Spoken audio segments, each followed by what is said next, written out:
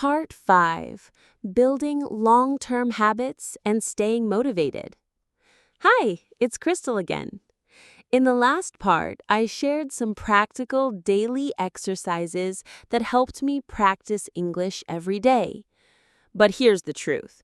It's not enough to practice for 1 week or 1 month. If you really want to speak English confidently, you need to build long-term habits. Today, I will tell you how I created habits that stayed with me and how I found motivation even when it was difficult.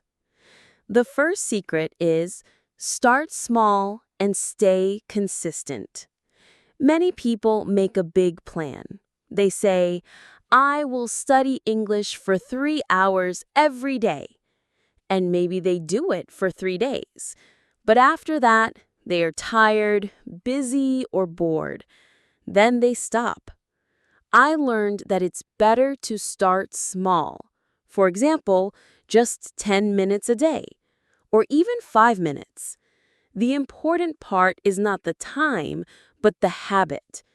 If you do something every day, your brain starts to expect it, and soon it becomes natural. The second secret is connect English with your routine. I made English part of my daily life, not something extra. For example, when I made breakfast, I listened to an English podcast. When I walked to the bus stop, I repeated new words in my head. When I brushed my teeth, I described my day in English. These small connections made English practice automatic. I didn't need to think, oh no, now I must study.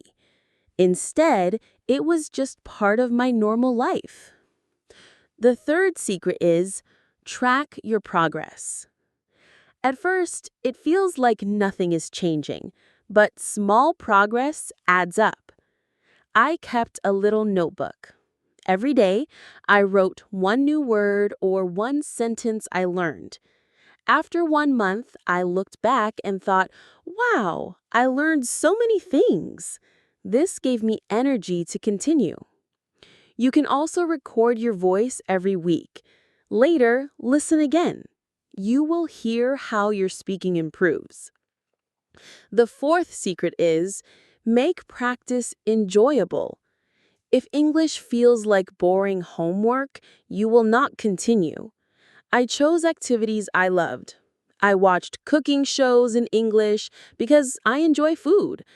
I read stories about travel because I love traveling. I sang along with English songs. Sometimes I even played games in English. When you enjoy the process, you don't need motivation because practice feels like fun.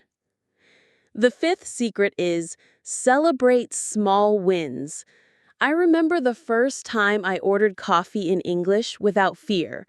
It was a small thing, but I felt so proud. I said to myself, yes, Crystal, you are improving. These little celebrations are important. They remind you that you are moving forward, even if the steps are small. The sixth secret is don't be afraid of mistakes. Honestly, I still make mistakes, but now I know that mistakes are part of learning. Every mistake is a teacher. When you say something wrong, you learn the right way. So don't think of mistakes as failure. Think of them as progress. The seventh secret is find support. It's easier to keep a habit when you are not alone. I joined a small English group online. We met once a week to talk. Sometimes I didn't feel like practicing, but because I knew my friends were waiting, I joined. That support helped me stay motivated. If you don't have a group, you can even share your progress with a friend or family member. The last secret I want to share is remember your why. Why are you learning English? Maybe you want to travel.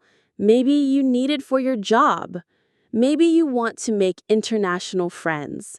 Whatever your reason, write it down. When I felt tired, I looked at my why. For me, it was the dream to work in an international company and travel the world. That dream kept me moving even on hard days. So, let's review quickly.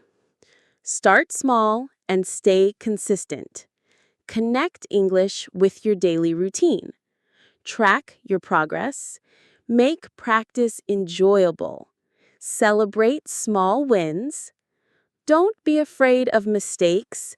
Find support. Remember your why. When I followed these secrets, English became a natural part of my life. I didn't need to force myself anymore. I didn't feel pressure. I just lived with English every day, step by step. In the next and final part, I will share my personal success story. How I went from understanding English but being too afraid to speak to feeling confident and free in conversations. I hope my journey will inspire you to believe in yourself and never give up. Stay with me because your journey is possible too.